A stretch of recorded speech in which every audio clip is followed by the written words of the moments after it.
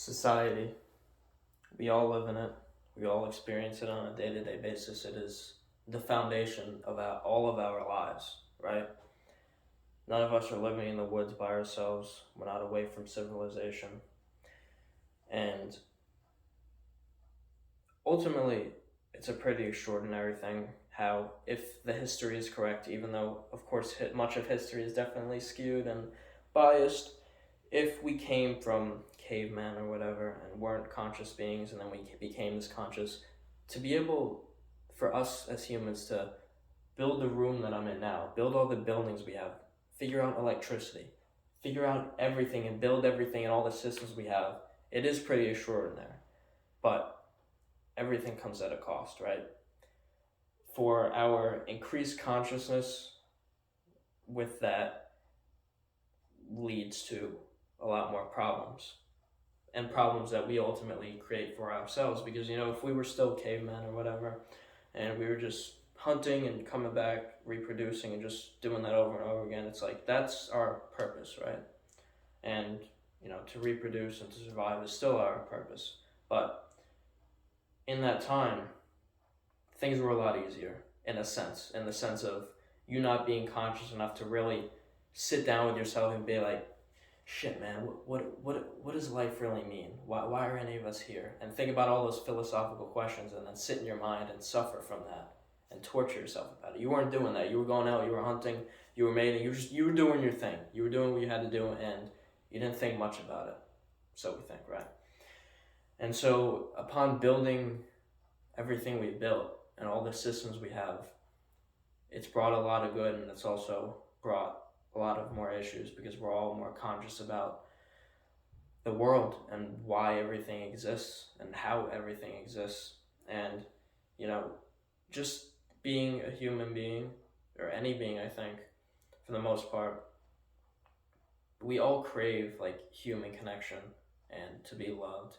And with things like social media that we've created and the society we have now, where it's men, a lot of the men hate the women, a lot of women hate the men. It's just this battle. And with social media and everything, we've taken a step back. And I think the human connection aspect has taken way down toll, right? Because of social media, it seems like we're able to be a lot more connected, right?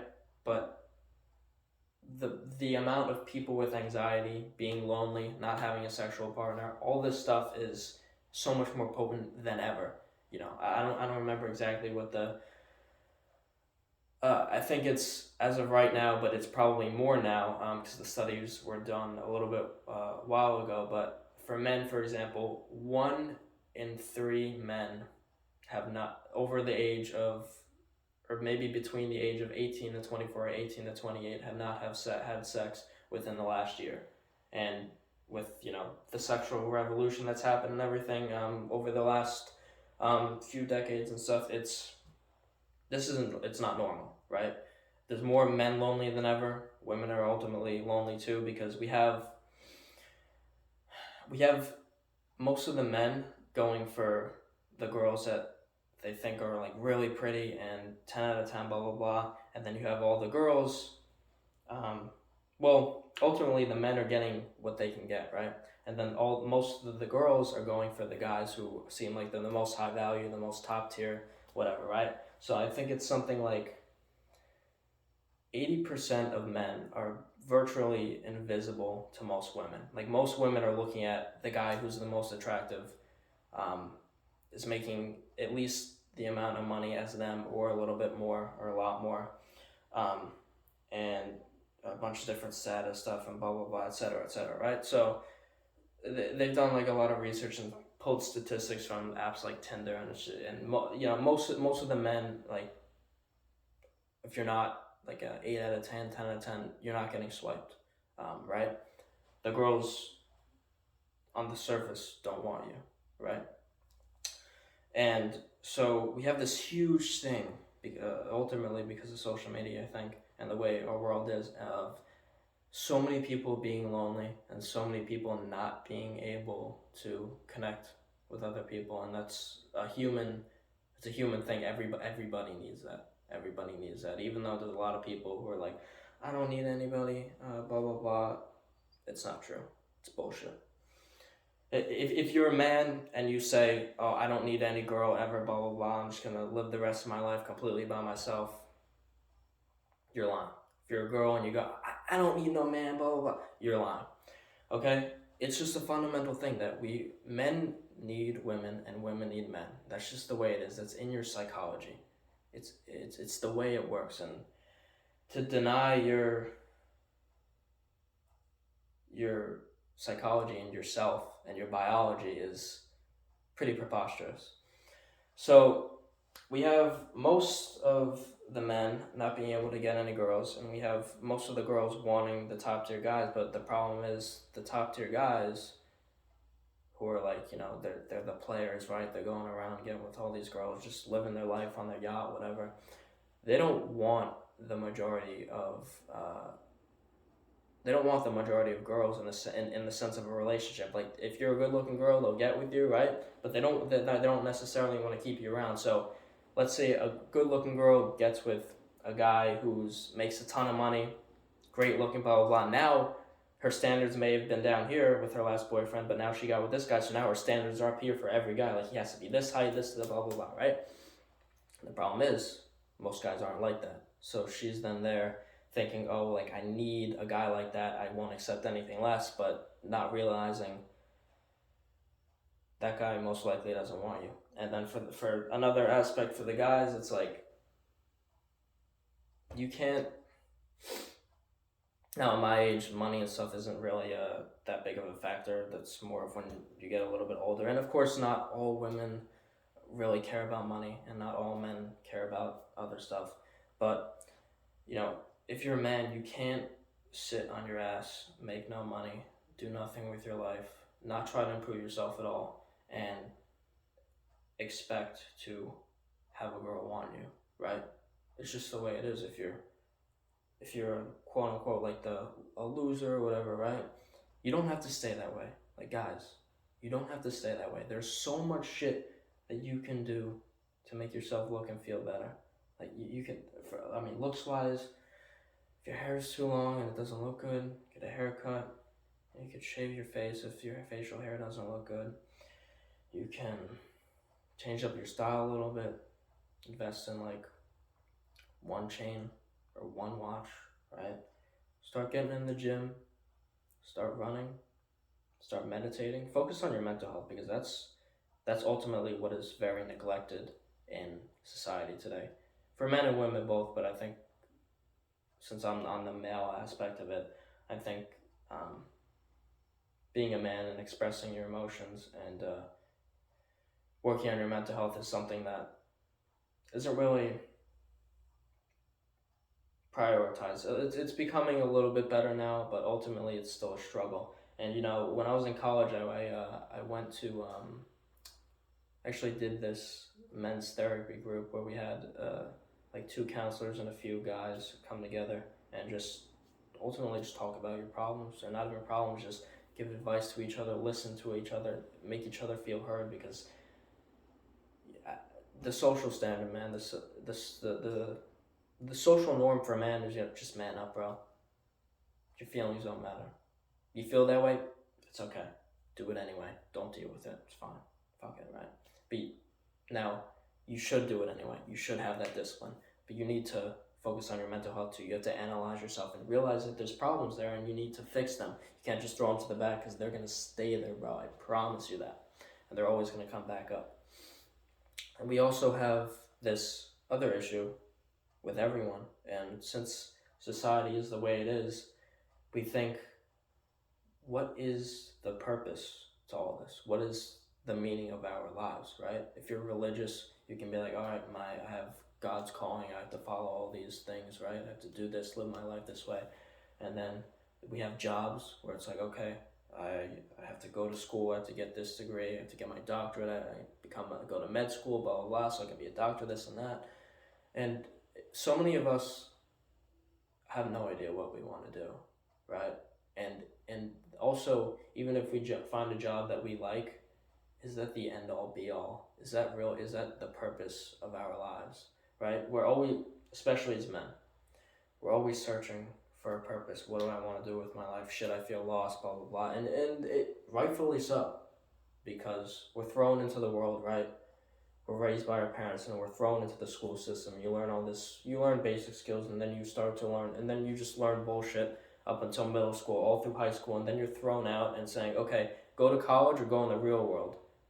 And both of those options, it's like, shit, I don't know what the fuck I want to do. Like, do I go to college and get my degree in this? Do I really want to do that?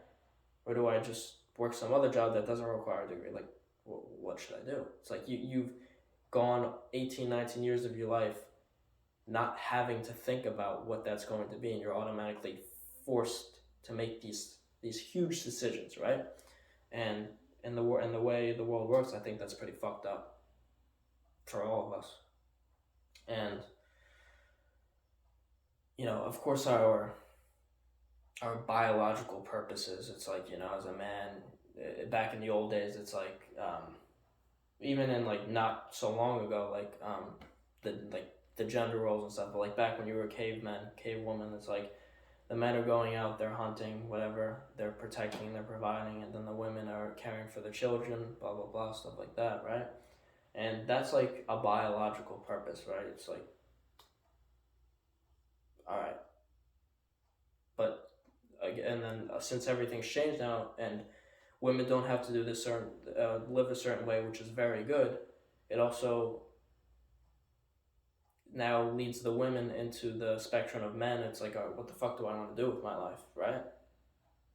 And that might have been an issue beforehand, but ultimately, what do we do with our lives? It's a very, I think it's a really deep question. So what do we truly want for ourselves? A lot of us are like, oh, we want to help people, and we do, but in what aspect?